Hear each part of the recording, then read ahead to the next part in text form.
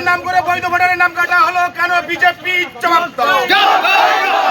এসআইয়ের নাম করে বৈধ ভোটারের নাম কাটা হলো কেন? বিজেপি জবাব দাও।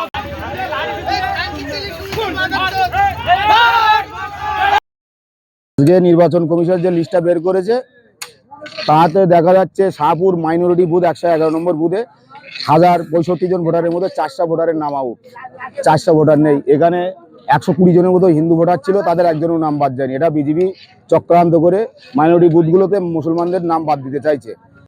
আমরা বিক্ষোভ দেখাচ্ছি এই কারণে, শাহপুর 111 নম্বর বুথের 1069 জন ভোটার, তার ভিতরে 517 জনকে লজিক্যাল ডিসক্রিমিনেশনে রাখা হয়েছিল।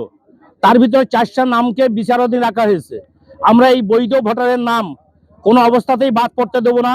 মমতা ব্যানার্জির রাজত্বে একজনও বৈধ ভোটার বাদ যেতে পারে না। 1100 উপরে ভোটার, তার মধ্যে 450 নাম বাদ।